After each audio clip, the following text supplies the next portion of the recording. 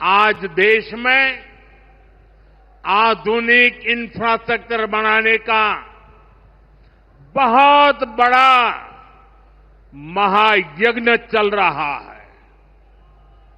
हमारे देश की सड़कें आधुनिक हो, हमारे देश के एयरपोर्ट आधुनिक हो, हमारे यहां रेल और रेलवे स्टेशन आधुनिक हो, इसके लिए पिछले 11 साल में अभूतपूर्व गति से काम किया गया है। आप कल्पना कर सकते हैं, इंफ्रास्ट्रक्चर के इन कामों पर देश पहले जितना पैसा खर्च करता था, आज उससे 6 गुना ज्यादा पैसा खर्च कर रहा है। 6 गुना ज्यादा। आज भारत में हो रहे इन विकास कार्यों को देखकर दुनिया भी हैरान है। आप उत्तर में जाएंगे तो चिनाब ब्रिज जैसा निर्माण देखकर लोग हैरान हैं। पूर्व की तरफ जाएंगे तो अरुणाचल की सेला टनल, असम का बोगीबिल ब्रिज आपका स्वागत करते हैं। पश्चिम भारत में आएंगे तो मुंबई में समंदर पर बना अटल सेतु नजर आएगा। सुदूर दक्षिण में देखेंगे तो पंबन ब्रिज मिलेगा, जो अपनी तरह का देश का पहला ब्रिज है।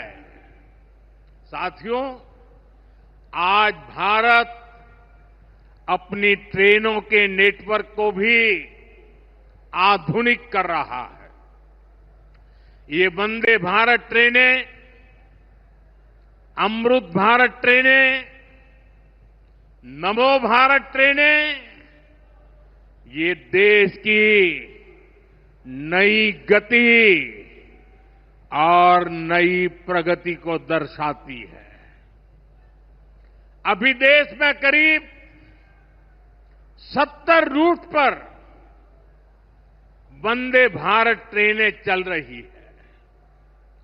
इससे दूर सुदूर के इलाकों में भी आधुनिक रेल पहुंची है। बीते 11 साल में सैकड़ों रोड ओवरब्रिज और रोड अंडरब्रिज का निर्माण किया गया है।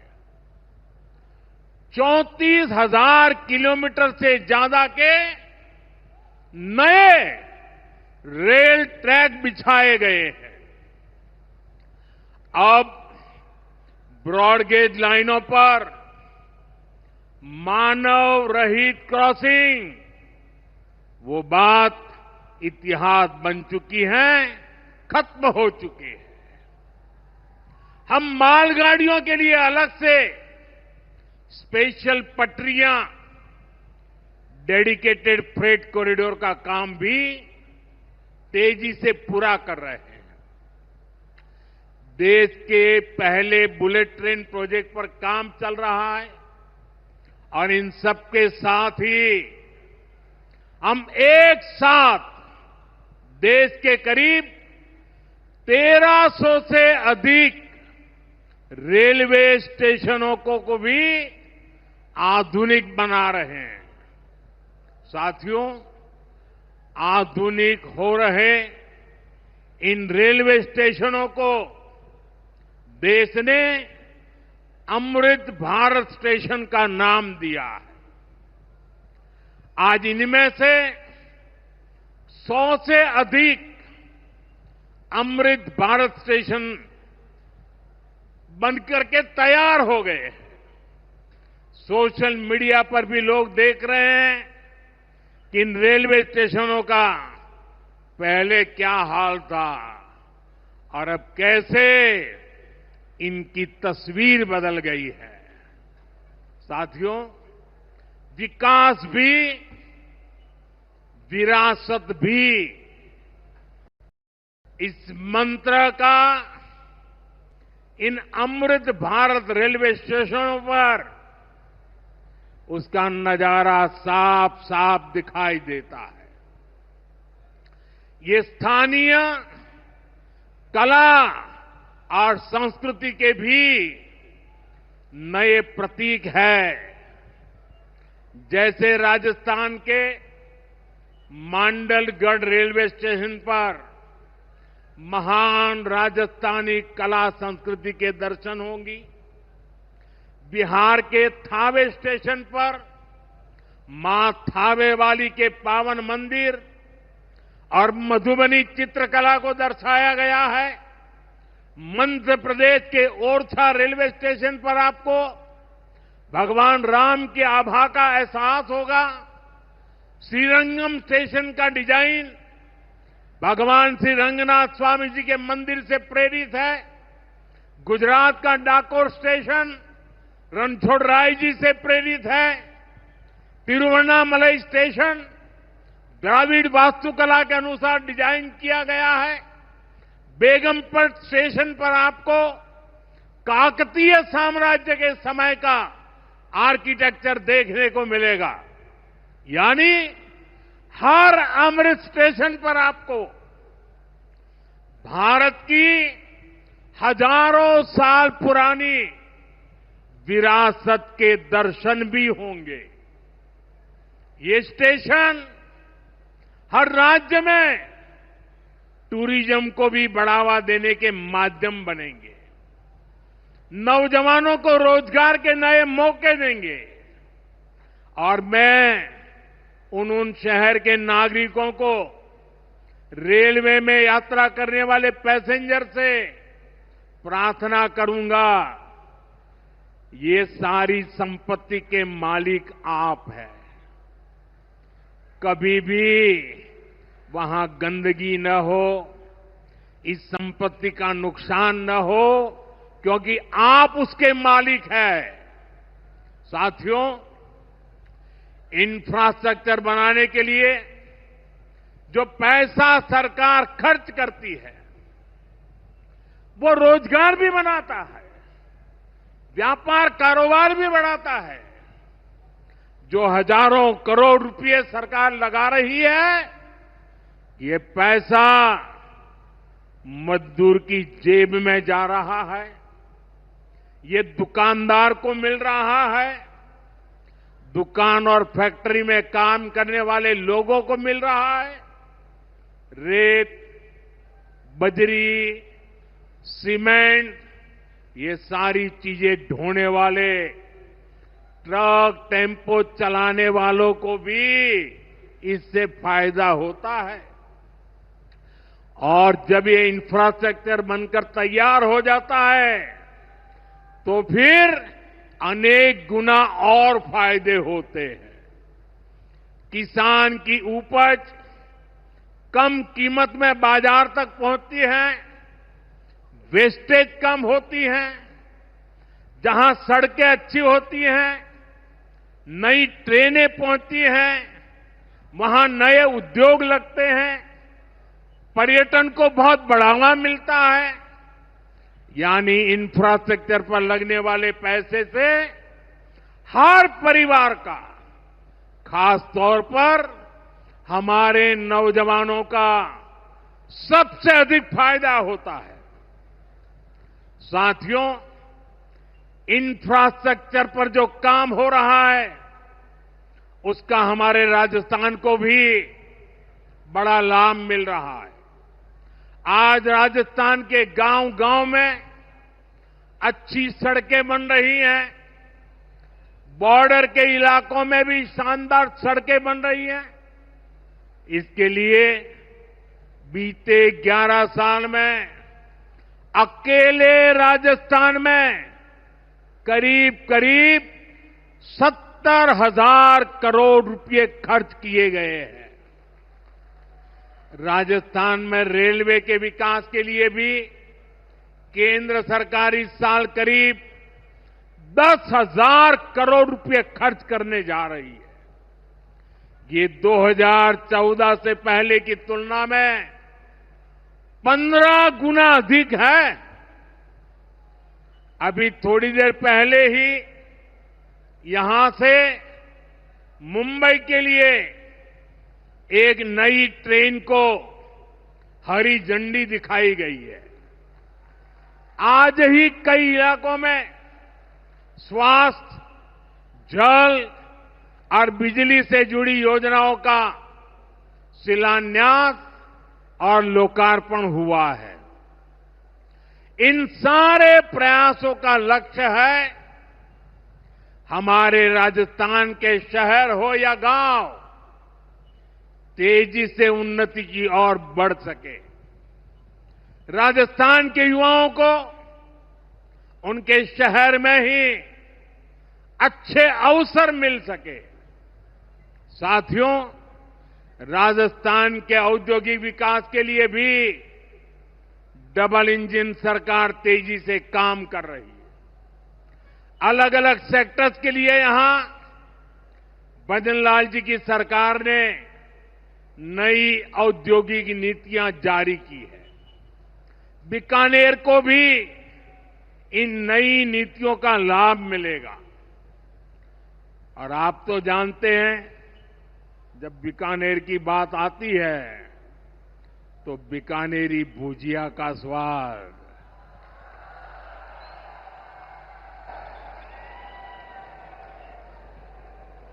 और बीकानेरी रसगुल्लों की मिठास,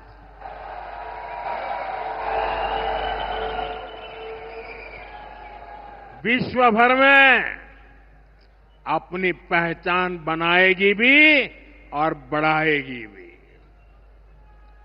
राजस्थान की रिफाइनरी का काम भी अंतिम चरण में है। इससे राजस्थान पेट्रोलियम आधारित उद्योगों का प्रमुख हब बनेगा। अमृतसर से जामनगर तक जो 6 लेन का इकोनॉमिक कॉरिडोर बन रहा है, वो राजस्थान में श्रीगंगानगर, हनुमानगढ़, बीकानेर, जोधपुर, बाड़मेर और जालोर से गुजर रहा है। दिल्ली मुंबई एक्सप्रेसवे का काम भी राजस्थान में लगभग पूरा हो गया है। कनेक्टिविटी का ये अभियान राजस्थान में औद्योगिक विकास को नई ऊंचाई पर ले जाएगा। साथियों, राजस्थान में पीएम सूर्यघर मुफ्त बिजली योजना भी तेजी से आगे बढ़ रही है। इस योजना से राजस्थान के 40,000 से ज्यादा लोग जुड़ चुके हैं। इससे लोगों का बिजली बिल 0 हुआ है और लोगों को सोलर बिजली पैदा करके कमाई का नया रास्ता भी मिला है। आज यहां बिजली से जुड़े कई प्रोजेक्ट का शिलान्यास और लोकार्पण हुआ है। इनसे भी राजस्थान को और ज्यादा बिजली मिलेगी। बिजली का बढ़ता उत्पादन भी राजस्थान में औद्योगिक विकास को नई गति दे रहा है। साथियों, राजस्थान की ये भूमि रेत के मैदान में हरियाली लाने वाले महाराजा गंगा सिंह जी की भूमि है। हमारे लिए पानी का क्या महत्व है, यह इस क्षेत्र से बेहतर भला कौन जानता है। हमारे बीकानेर, श्रीगंगानगर, हनुमानगढ़, पश्चिम राजस्थान के ऐसे अनेक क्षेत्रों के विकास में पानी का बहुत बड़ा महत्व है। इसलिए एक तरफ हम सिंचाई परियोजनाओं को पूरा कर रहे हैं और साथ ही नदियों को जोड़ रहे हैं। पार्वती, काली सिंध, चंबल लिंक परियोजना से राजस्थान के अनेक जिलों को लाभ होगा। यहां की धरती, यहां के किसानों को फायदा होगा। साथियों,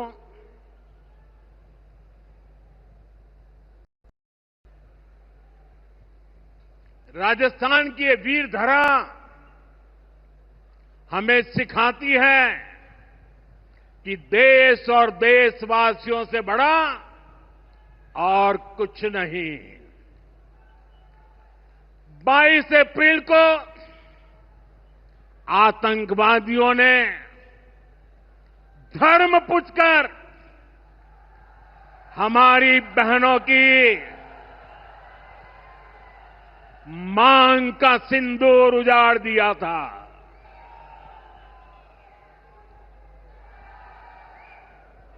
वो गोलियां पहलगाम में चली थी, लेकिन उन गोलियों से 140 करोड़ देशवासियों का सीना छलनी हुआ था।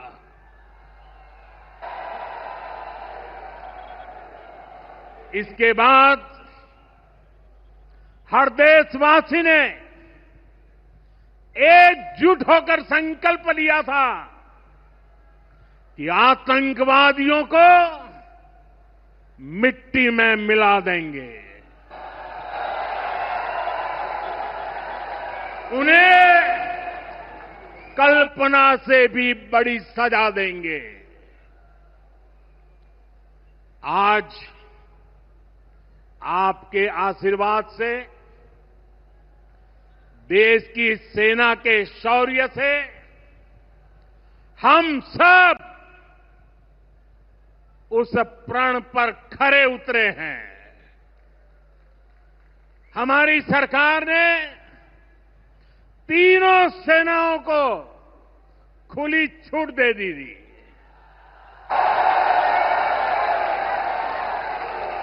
और तीनों सेनाओं ने मिलकर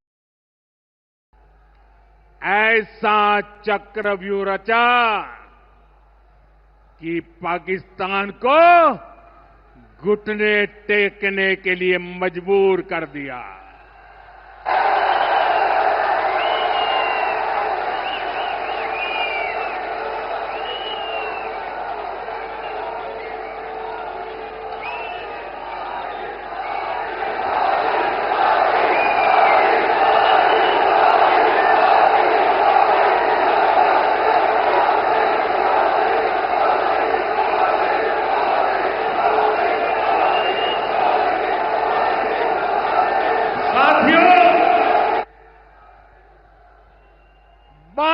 तारीख के हमले के जवाब में हमने 22 मिनट में आतंकियों के 9 सबसे बड़े ठिकाने तबाह कर दिए।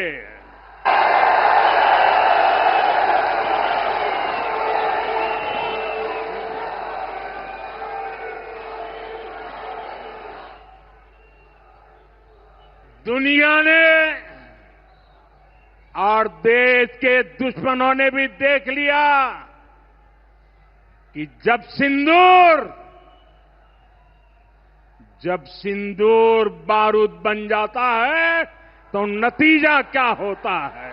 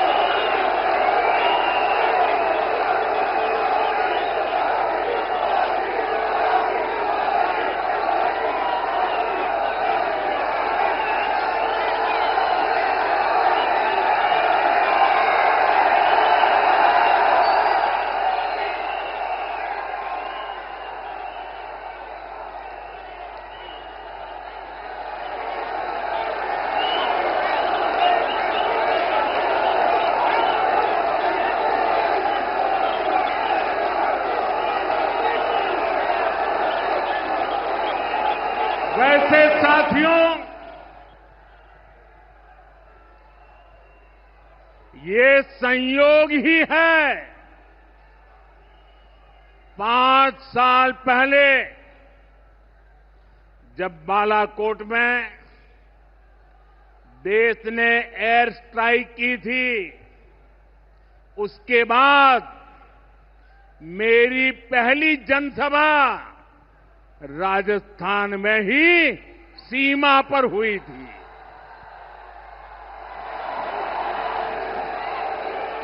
वीर भूमि का ही ये तप है कि ऐसा संयोग बन जाता है।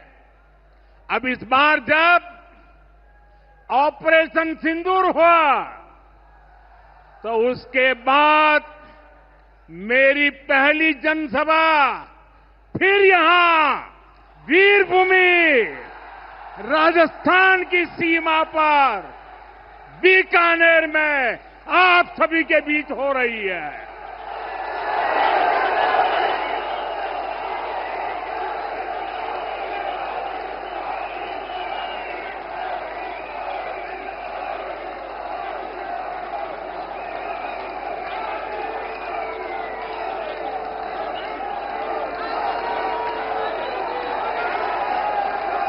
साथियों,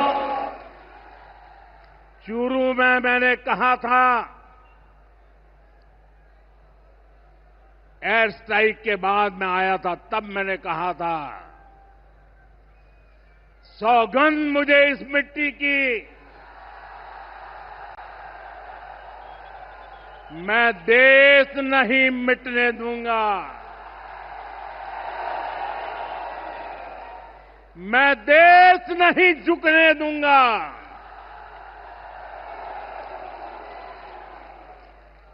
आज मैं राजस्थान की धरती से देशवासियों से बड़ी नम्रता के साथ कहना चाहता हूं, मैं देश के कोने कोने में जो तिरंगा यात्राओं का हुजूम चल रहा है,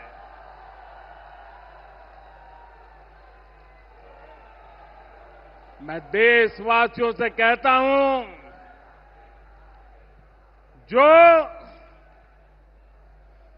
जो सिंदूर मिटाने निकले थे, जो सिंदूर मिटाने निकले थे, उन्हें मिट्टी में मिलाया है।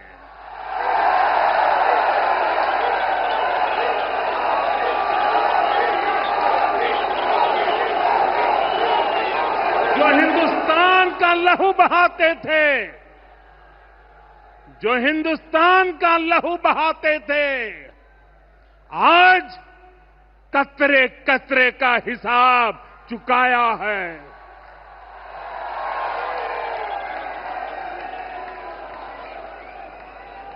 जो सोचते थे भारत चुप रहेगा, आज वो घरों में डूब डूब के पड़े हैं।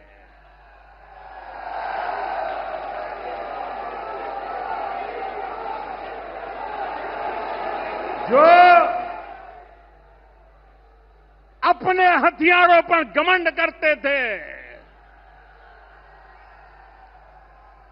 जो अपने हथियारों पर घमंड करते थे, आज वो मलबे के ढेर में दबे हुए हैं।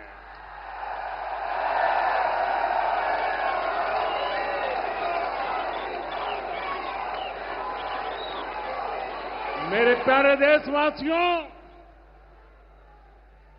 ये शोध प्रतिशोध का खेल नहीं, ये शोध प्रतिशोध का खेल नहीं, ये न्याय का नया स्वरूप है।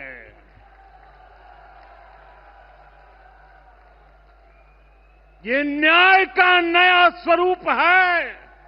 ये ऑपरेशन सिंदूर है।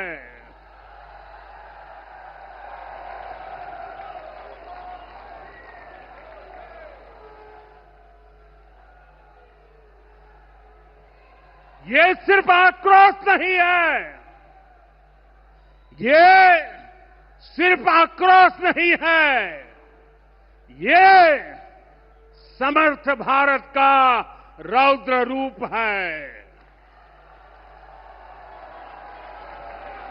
ये भारत का नया स्वरूप है।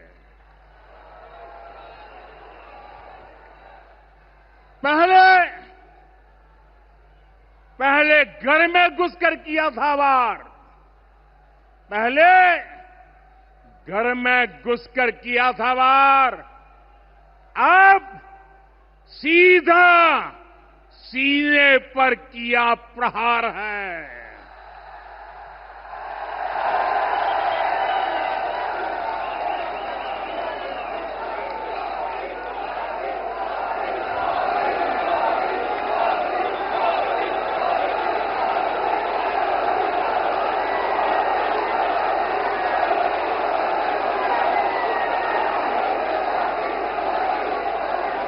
आतंक का फन कुचलने की, आतंक का फन कुचलने की यही नीति है, यही रीति है, यही भारत है, नया भारत है। बोले भारत माता की, भारत माता की, भारत माता की। साथियों, ऑपरेशन सिंदूर ने आतंकवाद से निपटने के 3 सूत्र तय कर दिए हैं। पहला, भारत पर आतंकी हमला हुआ तो करारा जवाब मिलेगा। समय हमारी सेनाएं तय करेगी, तरीका भी हमारी सेनाएं तय करेगी और शर्तें भी हमारी होगी। दूसरा, एटम बम की गीदड़ बप्तियों से भारत डरने वाला नहीं है। और तीसरा, हम आतंक के आकाओं और आतंकी सरपरस्त सरकार को अलग अलग नहीं देंगे, उन्हें अलग अलग नहीं देखेंगे, उन्हें एक ही मानेंगे। पाकिस्तान का ये स्टेट और नॉन स्टेट एक्टर वाला खेल अब नहीं चलेगा। आपने देखा होगा, पूरी दुनिया में पाकिस्तान की पोल खोलने के लिए हमारे देश के 7 अलग अलग प्रतिनिधिमंडल पूरे विश्व भर में पहुंच रहे हैं। और इसमें देश के सभी राजनीतिक दलों के लोग हैं, विदेश नीति के जानकार हैं, गणमान्य नागरिक है। अब पाकिस्तान का असली चेहरा पूरी दुनिया को दिखाया जाएगा। साथियों, पाकिस्तान भारत से कभी सीधी लड़ाई जीत ही नहीं सकता। जब भी सीधी लड़ाई होती है तो बार बार पाकिस्तान को मुंह की खानी पड़ती है। इसलिए पाकिस्तान ने आतंकवाद को भारत के खिलाफ लड़ाई का हथियार बनाया है। आजादी के बाद पिछले कई दशकों से यही चला आ रहा था। पाकिस्तान आतंक फैलाता था, निर्दोष लोगों की हत्याएं करता था, भारत में डर का माहौल बनाता था, लेकिन पाकिस्तान एक बात भूल गया। अब मां भारती का सेवक मोदी यहां सीना तान कर खड़ा है।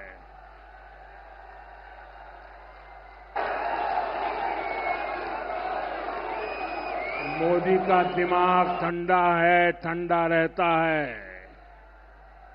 लेकिन मोदी का लहू गर्म होता है।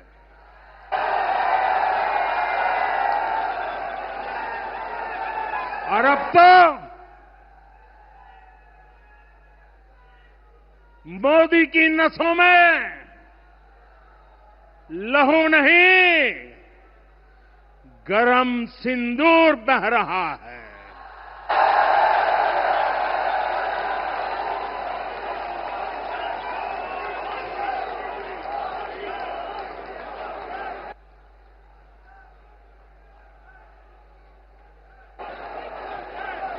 अब भारत ने दो टूक साफ कर दिया है। हर आतंकी हमले की पाकिस्तान को भारी कीमत चुकानी पड़ेगी, और ये कीमत पाकिस्तान की सेना चुकाएगी, पाकिस्तान की अर्थव्यवस्था चुकाएगी। साथियों, जब मैं दिल्ली से यहां आया तो बीकानेर के नाल एयरपोर्ट पर उतरा। पाकिस्तान ने इस एयरबेस को भी निशाना बनाने की कोशिश की थी, लेकिन वो इस एयरबेस को रत्ती भर भी नुकसान नहीं पहुंचा पाया। और वहीं यहां से कुछ ही दूर सीमा पार पाकिस्तान का रहीम यार खान एयरबेस है। पता नहीं आगे कब खुलेगा। आईसीयू में पड़ा है। भारत की सेना के अचूक प्रहार ने इस एयरबेस को तहस नहस कर दिया है। साथियों, पाकिस्तान के साथ न ट्रेड होगा न टॉक। अगर बात होगी तो सिर्फ पाकिस्तान के कब्जे वाले कश्मीर की, पीओके की। और अगर पाकिस्तान ने आतंकियों को एक्सपोर्ट करना जारी रखा तो उसको पाई पाई के लिए मोहताज होना होगा। पाकिस्तान को भारत के हक का पानी नहीं मिलेगा।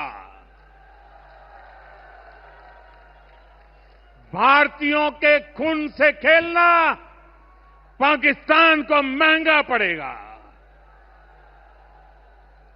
ये भारत का संकल्प है और दुनिया की कोई ताकत हमें इस संकल्प से टिका नहीं सकती है।